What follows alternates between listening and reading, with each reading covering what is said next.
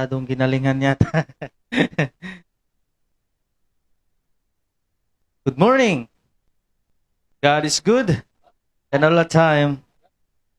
Yan, salamat sa Panginoon. Yan. Kaya naman ni ko yun eh. Sister Manilyn, di ba? Sister Aksolo. Salamat sa Panginoon sa umagang ito. Kahit na maulan, ay patuloy po tayo sa paglilingkod sa ating Panginoon. At pakibukas po ang inyong mga Biblia dito po sa Luke chapter 12 verse 16. Luke chapter 12 verse 16. Yan, sabi po ng salita ng Panginoon. And he spake a parable unto them, saying, the ground of a certain rich man brought forth plentifully. Tayo po manalangin. Panginoon, salamat po Ama sa umagang ito na kami po ay makapag-aral ng salita. Kayo po mag-bless about is sa amin upang at magbigay ng katalinuhan upang maintindihan po namin ang iyong salita. Tawarin niyo po kami, Panginoon, sa lahat namin ng kasalanan. Ito ang dalangin. Salamat sa matamis pa na Jesus. Amen. Ang pag-aralan po natin sa umagang ito ay realization. Realization kung saan itong pag-aralan po natin ay isang mayamang tao o isang masaganang tao na nasa kanya lahat. Kaya naman isipin natin kung paano tayo din i-bless ng ating Panginoon sa mga nagdang araw. Diba sa mga nagdang taon, ngayon pupunta naman tayo dito sa 2022, ay iningatan tayo ng Panginoon kahit na marami tayong nagawang kasalanan, marami tayong pagkukulang, marami tayong mga kahinaan sa ating buhay, mga kapatid. Pero titingnan niyo po dito sa verse 16 na kung saan ang taong ito na napakayaman ay nabubuhay sa kasaganaan. Brought forth plentifully. Kaya inihentulad ng Panginoon ang mayamang ito dahil kung saan dito na lang siya nabubuhay. Ito yung naging priority niya sa kanyang buhay sa mga nagdaang panahon, nagdaang araw. Ito na lang kanyang ginagawa. Nabubuhay siya na may kasaganaan, mga kapatid. Kaya marami pong mga tao na nakalimutan ng Panginoon dahil po masagana ang kanilang buhay. Walang problema, walang iniisip. Kaya naman, nag-focus na lang sila sa kanilang sariling buhay. Pero titingnan nyo po dito mga kapatid, dito sa verse 17, and he thought within himself, saying, what shall I do because I have no room where to bestow my fruits? Kita nyo mga kapatid, na talagang masagana siya. At ang kanyang iniisip ay kung saan niya ilalagay ang kanyang mga kayamanan, ang kanyang mga ani, bunga. Mga kapatid, marami pong mga Kristiyano na nakatanggap ng marami pong mga blessings sa kanilang buhay pero nakalimutan yung ating Panginoon. Nung nag-aaral siya, lagi niyang pinagpipray na sana, Lord, ay tulungan mo akong makapagtapos. Pero nung nakapag-aral na, hanap ng magandang trabaho, nakalimutan yung ating Panginoon. Marami pong mga tao, maraming maganong Kristiyano na nakalimutan yung Panginoon. Ito, mga kapatid, the best example ito sa verse 17 na talagang ang kanyang iniisip kung saan niya ilalagay yung kanyang kayamanan. Kapag ang kayamanan mo ay itong anumang meron ka, sinasayang mo sa anuman at hindi mo ginagamit sa ating Panginoon ay parang wala lang. Parang ang hirap ang buhay, mga kapatid. Kahit na marami ka nga, pero parang napakahirap ang buhay.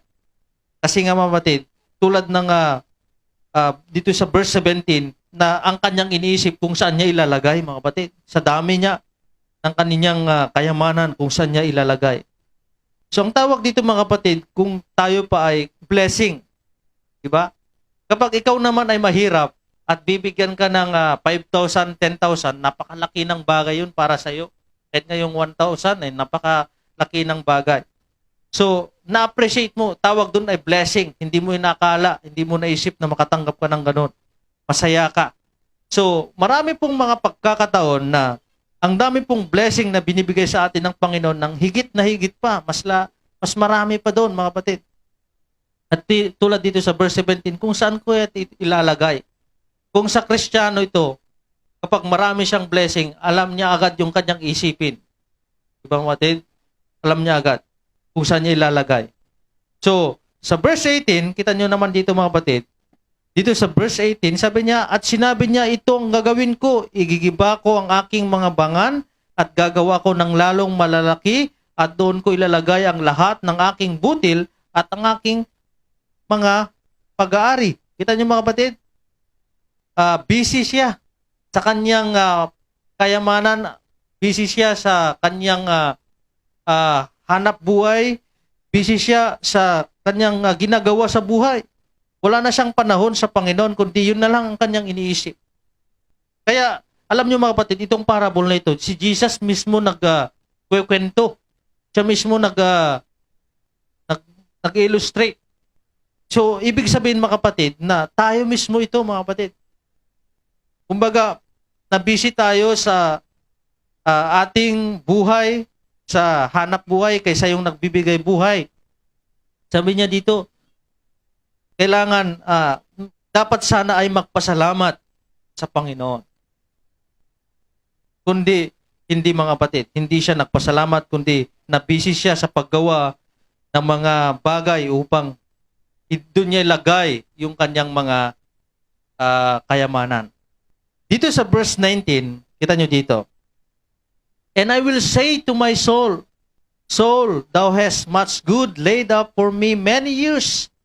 Take thine ease, eat, drink, and be merry. Ito yung pinakamahirap na ito yung paraan mo sa pagpapasalamat mo sa Panginoon.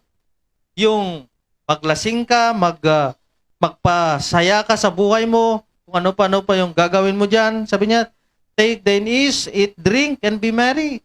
Talagang naging masaya siya sa maling paraan, nagpasalamat siya sa maling paraan. Ibang tunay na pagpapasalamat ay pupunta ka doon sa simbahan at magpasalamat ka sa Panginoon, magtestimony ka at ihayag mo ng kabutihan ng Panginoon sa buhay mo, mga kapatid.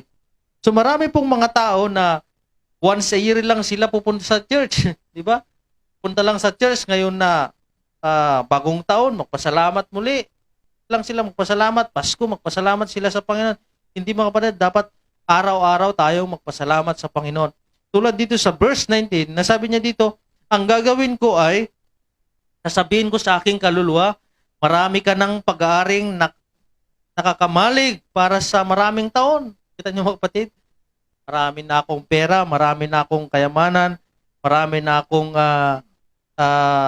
anuman meron ka. Sabi niya dito sabi niya dito ay, sabi magsaya naman ako kasi maraming taon na naghirap ako.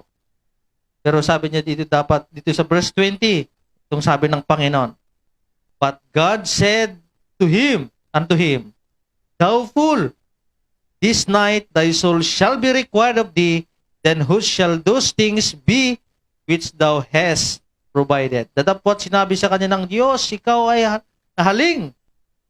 Hihingin ko sa iyo ang gabing ito ang iyong kaluluwa at ang mabagay ni handa mo ay mapasa kanino kaya. Kita niyo mga kapatid, yung mga pinaghirapan natin, yung mga ginaging priority natin sa buhay kapag kinuha yung ating Panginoon yung buhay natin, sino kayang makikinabang doon sa pinagpaguran natin mga kapatid? Diba? Sabi niya dito, yan yung ginawa mo ay ngayong araw na ito kukunin ko ng buhay mo.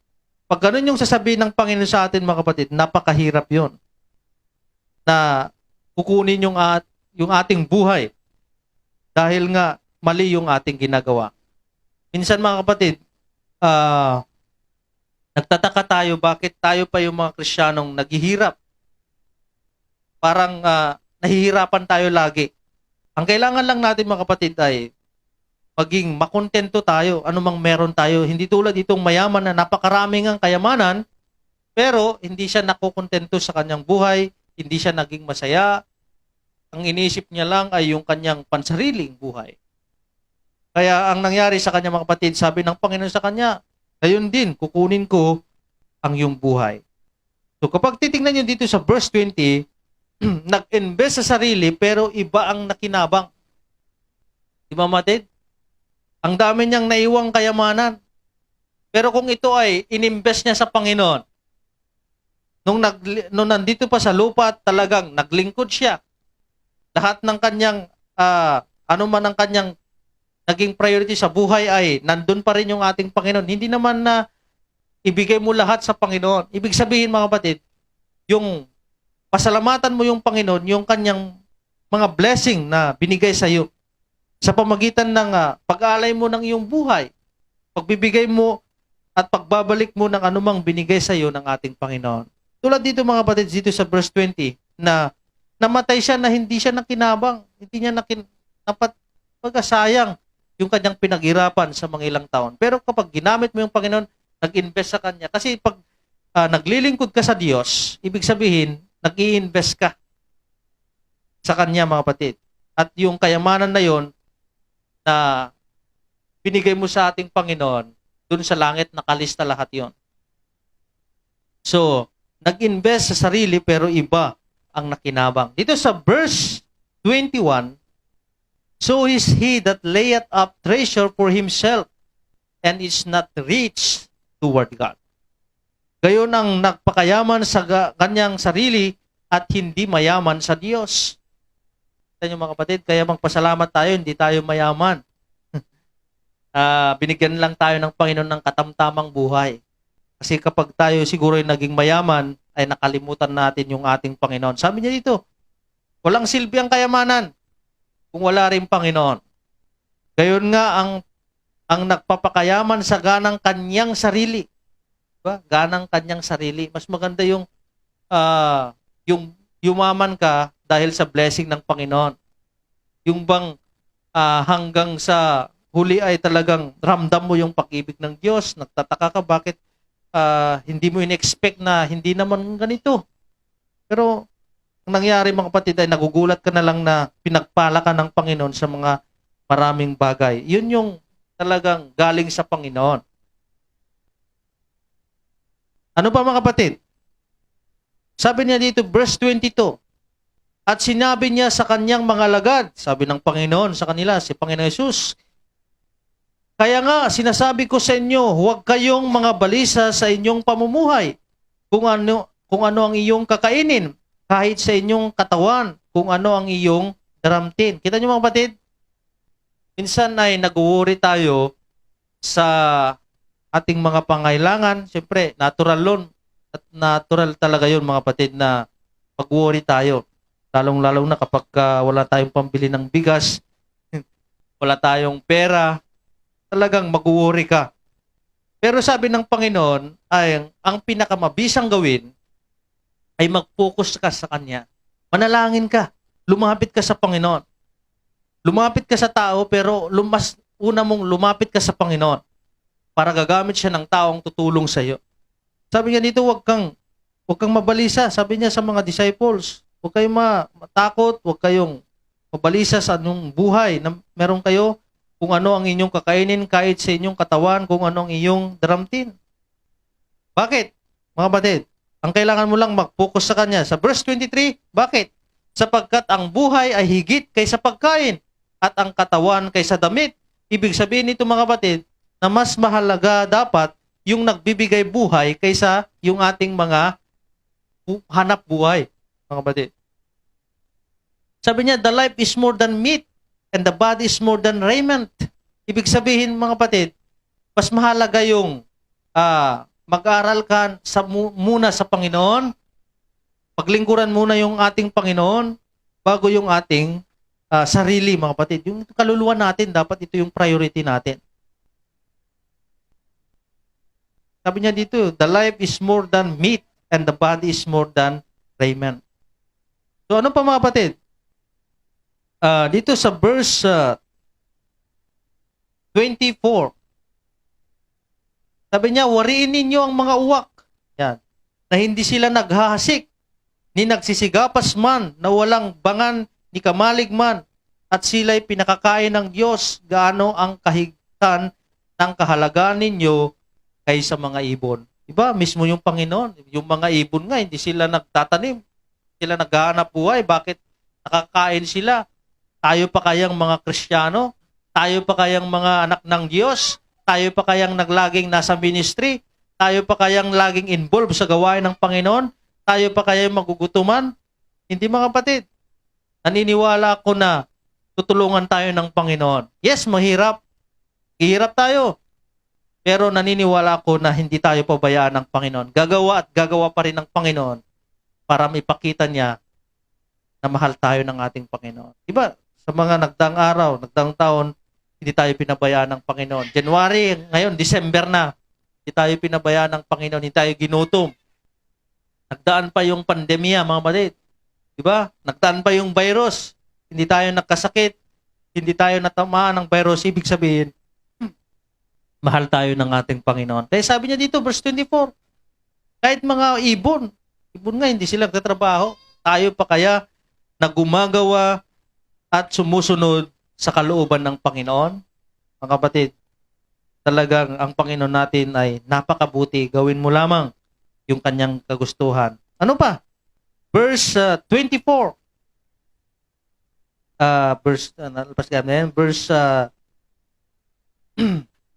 Verse 31. Nandito sa verse 31, sabi niya dito, gayon may hanapin ninyo ang kanyang kaharian at idaragdag sa inyo ang mga bagay na ito. Yun pala eh. Diba sa una nating pinag-aralan, yung mayaman ay nagkaroon siya ng maraming mga bunga. Kayamanan. Mayaman na nga. Mas yumaman pa mga kapatid. Pinayaman niya pa yung kanyang sarili kasi nga yun na lang yung kanyang ginagawa sa buhay. Pero ang Panginoon ay nagsalita na hindi kahit yung mga uwak ay hindi niya pinapabayaan, tayo pa kayang anak ng ating Panginoon na laging sumusunod sa Kanya. At sabi niya dito, ang gawin mo lang, sabi niya dito sa verse 31, hanapin mo ang Kanyang kaharian at idaragdag sa iyo ang mga bagay nito. Ibig sabihin itong kaharian mga kapatid, hindi lang yung kingdom of God, hindi lang kingdom of heaven, ibig sabihin mga kapatid, yung araw-araw nating ginagawa. Example, gumising tayo ng umaga, manalangin tayo, pasalamat sa Panginoon. Sunday, magsimba tayo, prayer meeting, mag-prayer meeting tayo. May DBS, mag-DBS tayo. Meron mang Bible study, mag-Bible study tayo. Ano man ang bagay na paraan para mapaglingkuran mo ang Panginoon, gawin mo. At pag ginawa mo yan, sabi ng Panginoon, kapag hinahanap mo lahat ng yan, sabi niya, lahat ng yan ay dadaragdag ko sa iyo. Ang mga bagay na ito. Magugulat ka na lang, masusurprise ka na lang. Bakit ang dami ng blessing? Bakit nag-umapaw na yung blessing na binigay sa akin ng Panginoon? Iba kasi yung blessing na talagang galing sa Diyos, mga kapatid. Kasi may blessing na galing kay Satanas. Di ba? Nyo ba alam na may blessing din na galing kay Satan? Meron din mga kapatid. Meron yan. Yung pinaparan niya yung buhay mo na kahit hindi naman ako nagsisimba, ilang years na hindi na ako nagsimba, bakit? Okay naman ako. Sabihin niyo mga kapatid, nilinlang ka ng diablo mga kapatid. Dahil ang tunay na biyaya ng Panginoon, masaya ka sa ginagawa mo.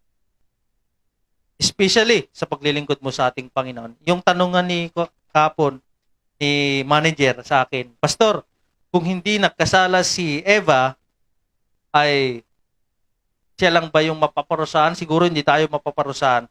Pero kanina mga kapatid ay binasa ko, pinag-aralan ko na kapag si Eva ang kumain lang iyon mga kapatid, ay hindi po yun mangyayari. Kasi nga, pag kinain mo yung fruit of evil, knowledge, kapag kinain mo yun, magkakaroon ka ng katalinuhan.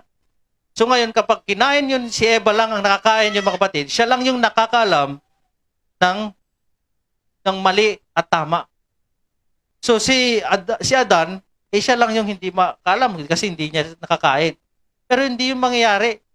Kasi nga kapag si Eva lang yung nakakain yun, gagawa pa rin ng paraan si Eva na makakain si Adan. Bakit? Kasi dalawa lang sila dun eh.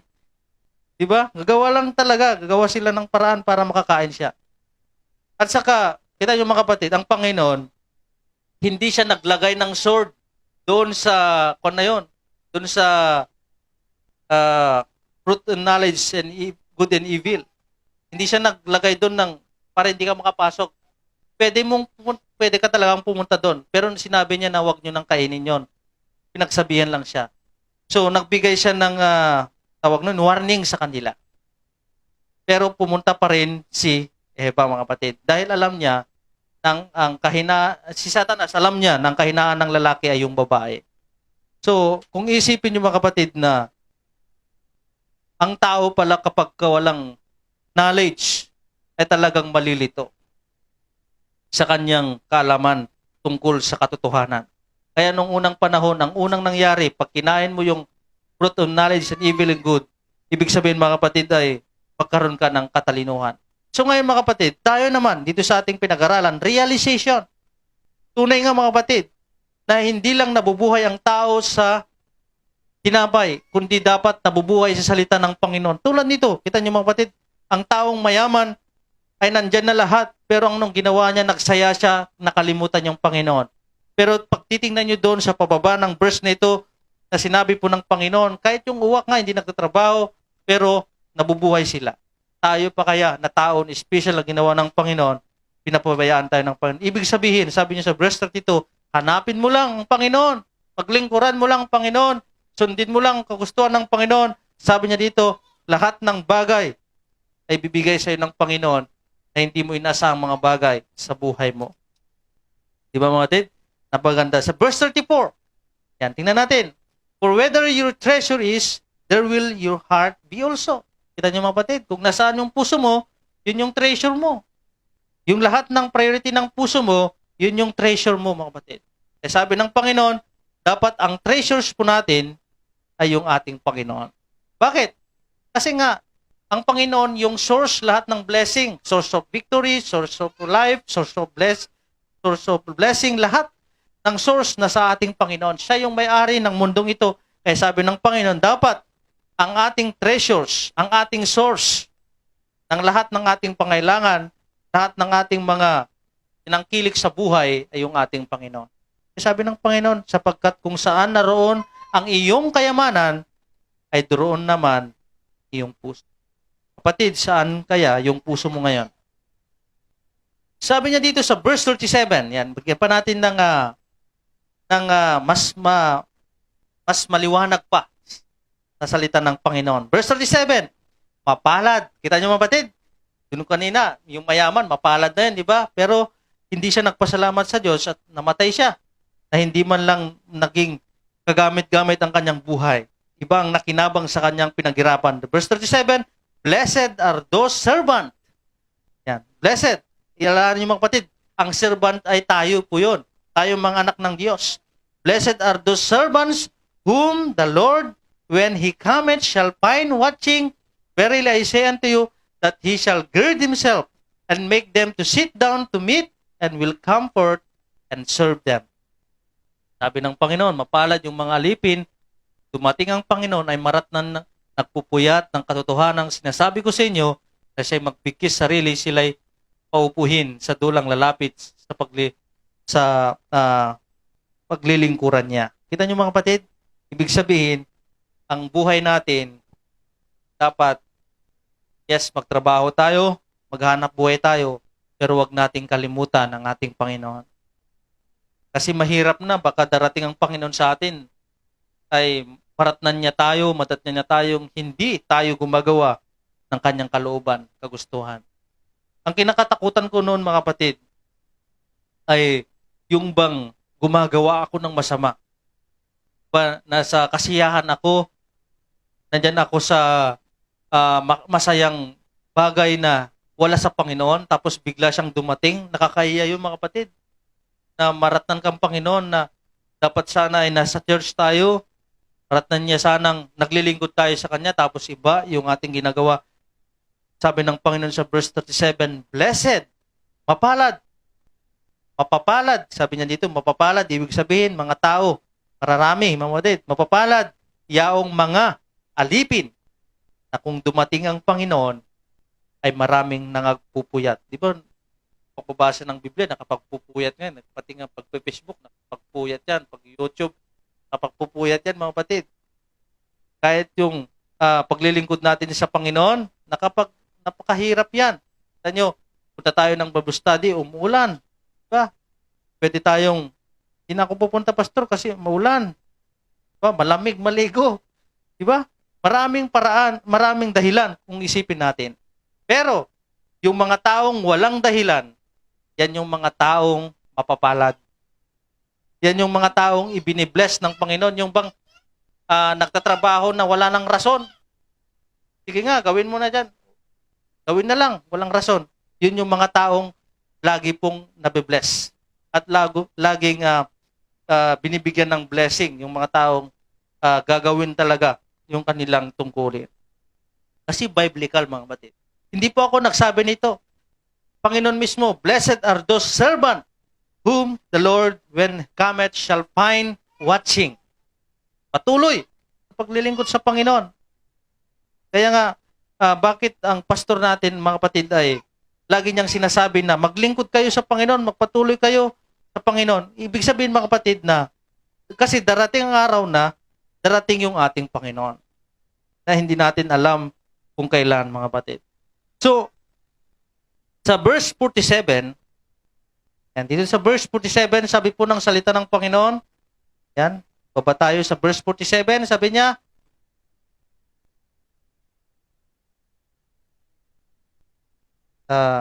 mali yata yung nakon ko.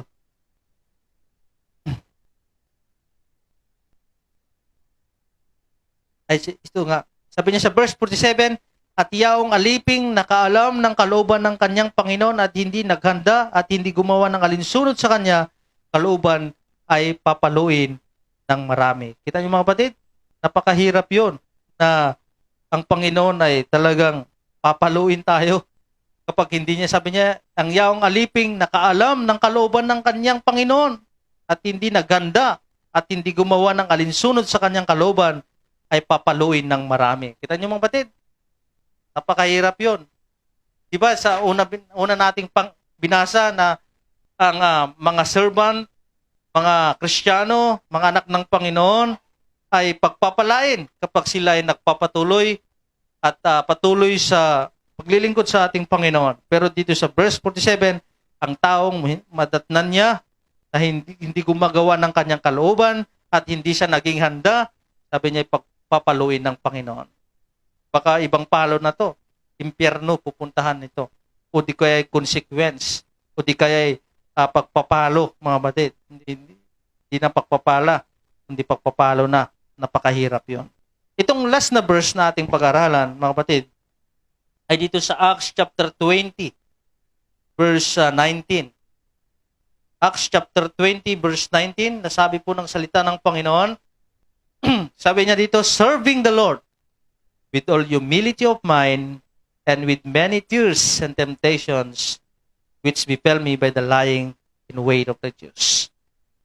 Mga kapatid, maglingkod tayo ng Panginoon ng buong pagpapakumbaba ng isip at mga luha, mga pagsubok dumating sa ating buhay. Walang mahirap, walang madali sa pagsunod sa ating Panginoon. Walang, nandyan yung kalungkutan, kahirapan, nandyan yung mga discouragement, nandyan yung kahinaan.